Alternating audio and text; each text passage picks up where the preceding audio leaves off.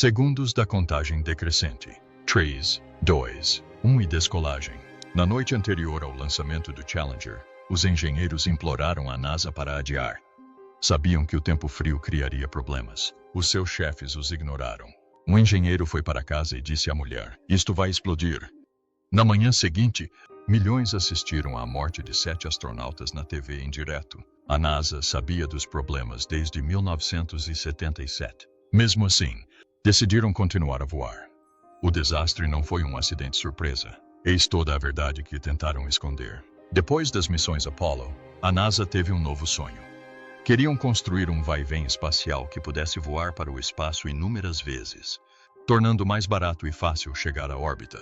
Em 1972, anunciaram oficialmente o programa. Chamaram-lhe um caminhão espacial, algo forte o suficiente para transportar astronautas e satélites regularmente.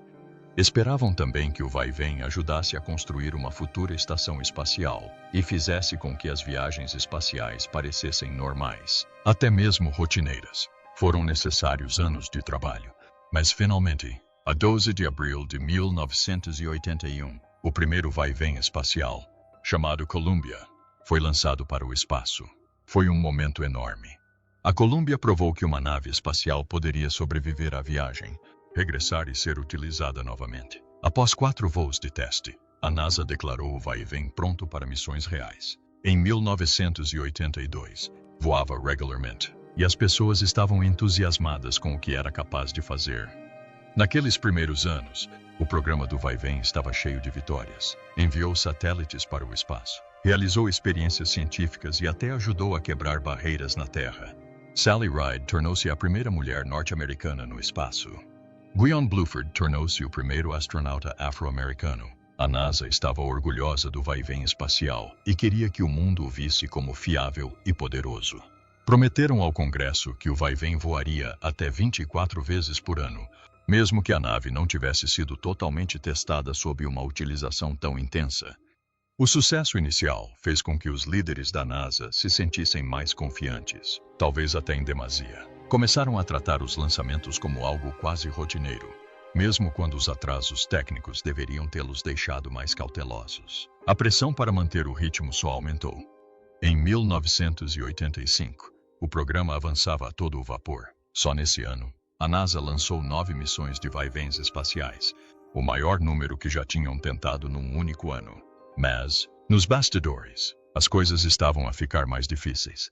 Cada vai-vem espacial precisava de uma manutenção complexa, e os engenheiros trabalhavam sem parar para acompanhar. Cada missão teve problemas de última hora, mas a pressão para lançar como planeado tornou mais difícil abrandar o ritmo e corrigir tudo adequadamente. Os gestores queriam resultados e, por vezes, preocupavam-se mais em cumprir prazos do que em garantir que tudo estava perfeito. A NASA também queria que o público continuasse entusiasmado com as viagens espaciais. Para manter os holofotes, iniciaram programas especiais. Uma das maiores ideias foi o projeto Professor no Espaço. Em 1984, o presidente Ronald Reagan anunciou que um professor regular de uma escola voaria no vai-vem espacial. Mais de 11 mil professores candidataram-se, na esperança de serem os primeiros. Em 1985, a NASA escolheu Christa McAuliffe, uma professora de New Hampshire. Ela treinou juntamente com os astronautas e planeou dar aulas em órbita que seriam transmitidas para salas de aula por toda a América. A história de Christa cativou a imaginação do público. Todos adoraram a ideia de um professor a flutuar no espaço.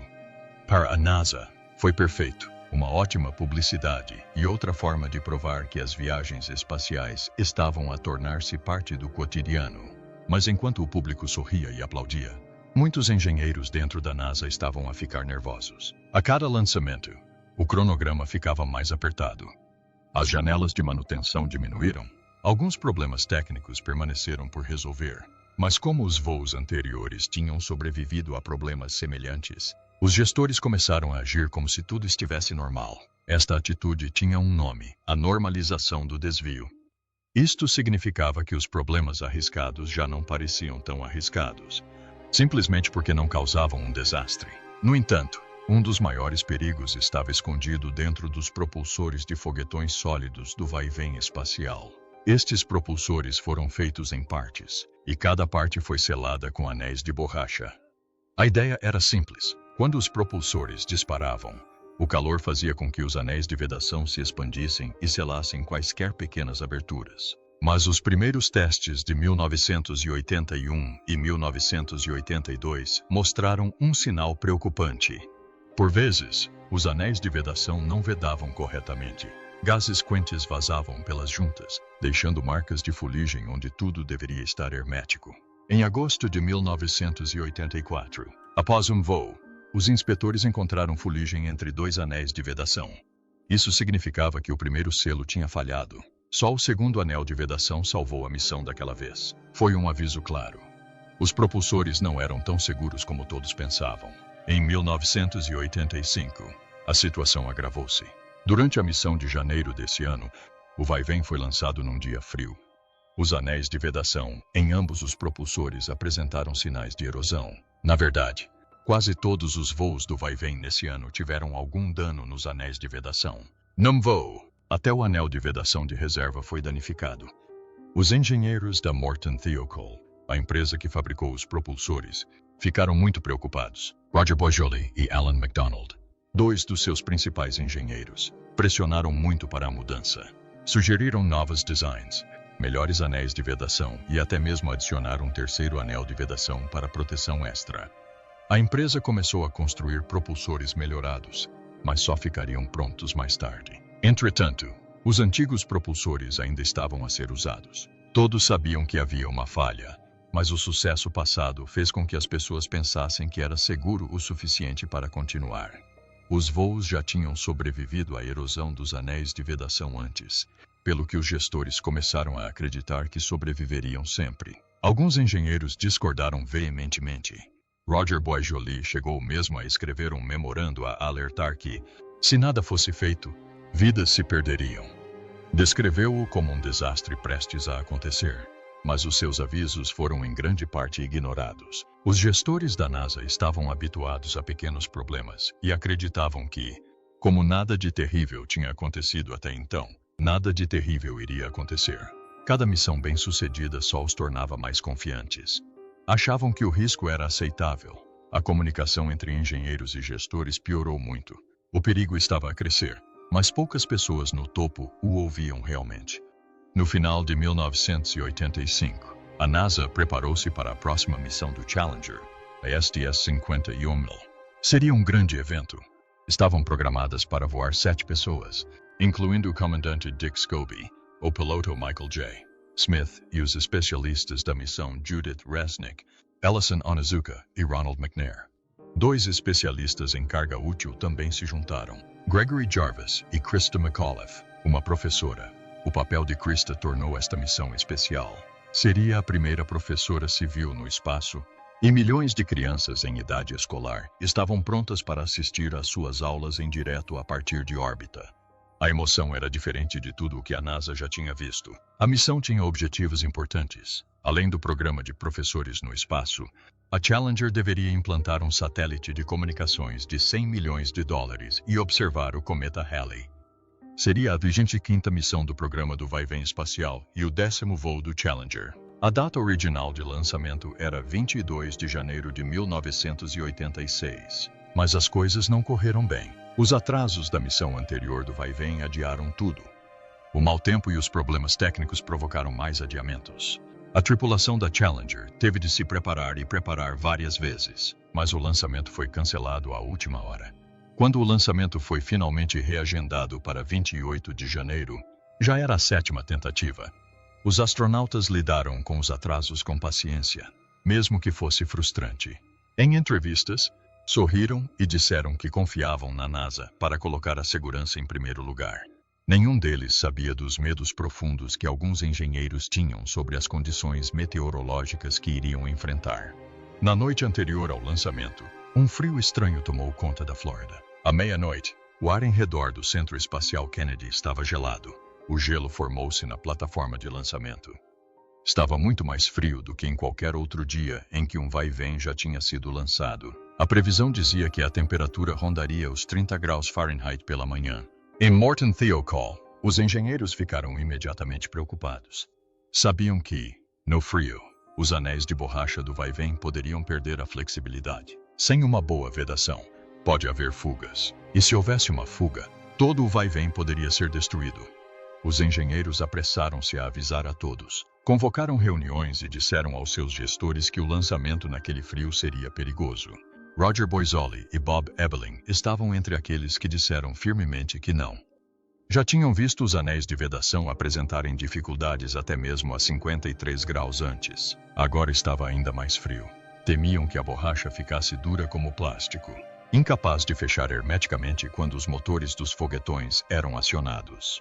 A NASA organizou uma teleconferência a altas horas da noite para falar sobre o assunto. Os engenheiros da Thiokol falaram com os responsáveis da NASA da Flórida e do Alabama. A equipe de Boisoli mostrou gráficos, relatórios e deu fortes avisos. Pediram um adiamento.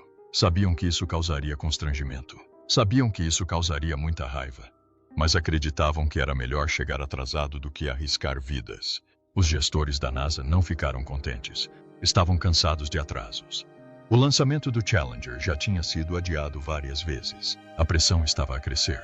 Alguns funcionários, como Lawrence Malloy, ficaram frustrados. Chegou mesmo a explodir, perguntando se Thiokol queria que esperassem até abril. A NASA argumentou que as provas dos engenheiros eram muito escassas. Salientaram que, embora os anéis de vedação tivessem sofrido erosão antes, os vai-véns espaciais ainda tinham sobrevivido. A administração da Thiokol sentiu-se encurralada entre os seus engenheiros e a NASA. Numa altura que mais tarde os assombraria, pediram aos seus engenheiros que pensassem no panorama geral, para colocarem os seus chapéus de gestão. As vozes de aviso tornaram-se mais suaves. Sob pressão, os executivos da Thiokol mudaram de ideias. Disseram à NASA que estavam satisfeitos com o lançamento. Boisoli e outros ficaram inconsoláveis. Um deles chegou à casa e disse à mulher: "Isto vai explodir." Quando amanheceu, o frio não tinha passado. Ainda havia gelo pendurado nos carris de metal. As equipes da NASA analisaram e decidiram que não era uma grande ameaça. Disseram que a nave poderia ser danificada se caísse, mas não o suficiente para cancelar o lançamento. A contagem decrescente continuou. Por volta das 11h30, os astronautas entraram no vai-vém. Vestiram os seus leves fatos de voo e se afivelaram. Ninguém lhes contou sobre as discussões durante a noite. Sorriram para as câmaras e prepararam-se para voar. Multidões encheram as zonas de observação apesar do frio. As famílias da tripulação estavam lá. Os alunos de Christa McAuliffe também estavam lá, prontos para ver a sua professora tornar-se a primeira cidadã comum no espaço. Nos Estados Unidos, milhões de crianças estavam sentadas nas salas de aula, com os olhos colados à TV, à espera que a história acontecesse. Às 11h38, o Challenger levantou voo. Chamas e fumo saíam dos motores. Lentamente, depois mais depressa, subiu em direção ao céu azul. Aplausos ecoaram da multidão. Do chão, parecia perfeito.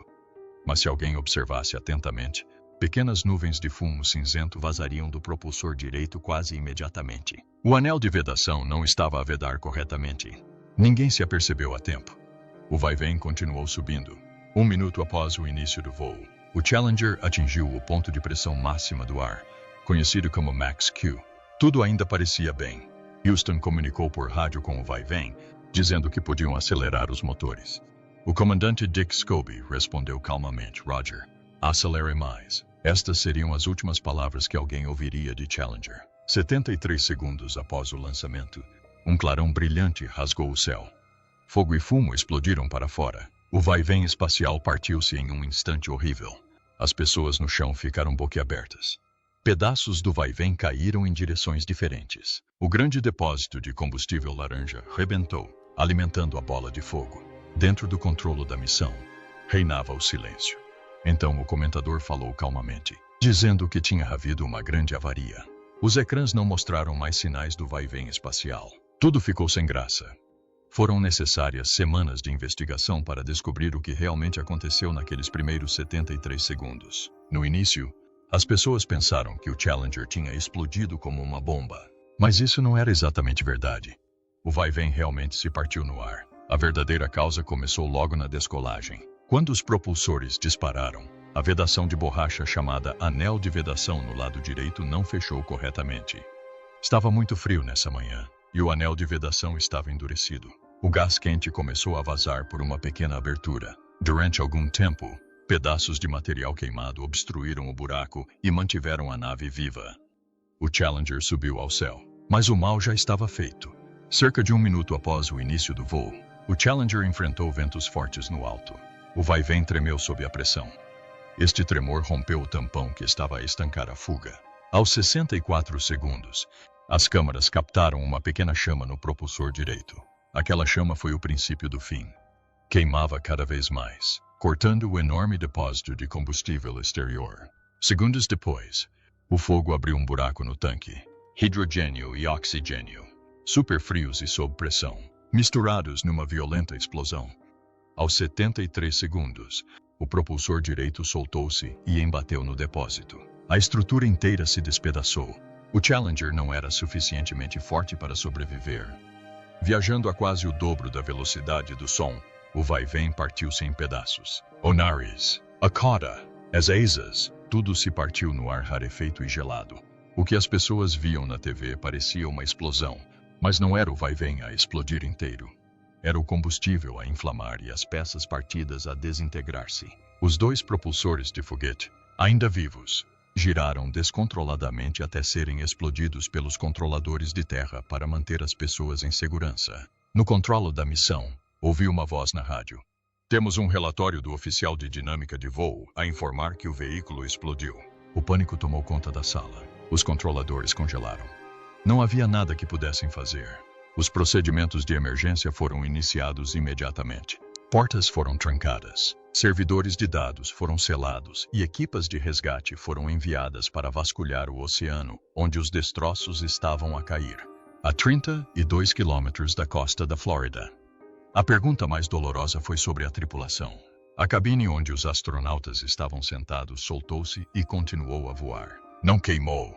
Subiu ainda mais, atingindo cerca de 65 mil pés, antes de cair de volta em direção à Terra. A cabana foi construída de forma robusta e permaneceu praticamente intacta.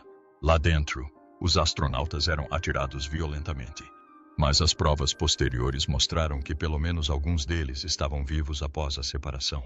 3 pacotes de ar de emergência foram ligados manualmente. O do comandante Scobie não estava, mas o do piloto Mike Smith e outros 2 estavam. Os investigadores descobriram também que os interruptores da cabine foram movidos das suas posições de lançamento. Mike Smith pode ter tentado retomar o controle. Deve ter sido assustador. A cabine não tinha energia. Estava a cair rápido. Estava também a perder pressão de ar, o que teria feito a tripulação perder os sentidos antes de atingir o oceano. Quando a cabine atingiu a água, esta estava a mais de 320 km. O impacto foi violento e impossível de sobreviver. Mais tarde, a NASA disse não ter a certeza de quando é que a tripulação morreu exatamente. As forças de separação eram sobreviventes. Foi o acidente final que os vitimou. Naquele momento do voo, não havia como escapar. Foi uma das verdades mais duras sobre o desastre do Challenger, e uma verdade sobre a qual a NASA não falou muito em público. De volta ao solo, o choque alastrou-se pelo país. Este deveria ser um dia de orgulho, com o primeiro professor a ir para o espaço. Em vez disso, milhões de pessoas, incluindo crianças em idade escolar, assistiram a um desastre a acontecer em direto na TV. As famílias que se reuniram para celebrar choraram abertamente. No Centro Espacial Kennedy, pedaços do Challenger caíram ao mar. O controlo da missão estava cheio de silêncio, raiva e lágrimas. Todas as cadeias de televisão interromperam seus programas para mostrar o que aconteceu, repetindo o momento terrível várias vezes. Foi o primeiro acidente mortal de uma nave espacial norte-americana durante o voo. E aconteceu mesmo à frente de todos. Nessa tarde, a NASA terminou todas as missões do vai-vém espacial. Tudo parou. O presidente Ronald Reagan deveria fazer um grande discurso ao Congresso nessa noite, mas cancelou-o. Em vez disso, falou diretamente à nação. Sentado no salão oval, confortou as crianças que assistiam e homenageou a bravura da tripulação. Terminou citando um poema sobre o toque no rosto de Deus. As suas palavras deram alguma esperança ao país durante um evento. 3 dias depois, foi realizado um memorial no Johnson Space Center, em Houston. Reagan e a primeira-dama estavam entre funcionários da NASA, familiares e amigos. O tempo estava frio e cinzento. Jatos militares sobrevoavam a área em formação de homens desaparecidos. Uma saudação solene à tripulação perdida. Reagan voltou a falar, dizendo a todos que tentar alcançar as estrelas às vezes significa ficar aquém, mas que a América deve continuar a tentar. O seu discurso captou a dor e a coragem que enchiam o coração do país. Após a explosão do Challenger, todo o país ficou em choque. As pessoas queriam respostas. E depressa. Depois, poucos dias depois, o presidente Reagan anunciou uma comissão especial para investigar o que correu mal. Foi liderado por William P. Rogers, antigo secretário de Estado, mas Rogers não estava sozinho. Tinha uma equipa cheia de grandes nomes, incluindo o astronauta Neil Armstrong, o primeiro homem a pisar a Lua. Estiveram também presentes o General Chuck Yeager, a astronauta Sally Ride e o famoso físico Richard Feynman. A mensagem era clara. Esta não seria uma análise sem entusiasmo. Eles estavam a falar a sério sobre descobrir a verdade. A princípio, a NASA tentou iniciar a sua própria investigação. Mas as pessoas não confiavam na NASA para se investigar a si própria. Então, a Comissão Rogers interveio e assumiu o controle total. Queriam respostas reais e queriam-nas de todos os envolvidos. Nos meses seguintes, entrevistaram mais de 160 pessoas. Dividiram-se em pequenas equipas, cada uma explorando diferentes peças do puzzle. Alguns olharam para a falha técnica. Outros analisaram a forma como a NASA tomava decisões. Alguns investigaram a história dos propulsores do vai-vem espacial. E um grupo importante, liderado por Sally Ride, focou-se na pressão que a NASA sentia para cumprir o seu calendário. O público viu muito desta investigação na TV. Um dos momentos mais inesquecíveis veio de Richard Feynman. Durante uma audiência, pegou num pequeno pedaço de borracha, do mesmo tipo utilizado nas juntas do vai-vem, e colocou-o num copo com água gelada. Depois de arrefecer, apertou-o para mostrar o quão rígido e quebradiço ficou. Foi uma experiência tão simples, mas mostrou exatamente por que é que o Challenger explodiu. A parte de borracha, chamada anel de vedação, perdeu a flexibilidade no frio e não conseguiu cumprir a sua função.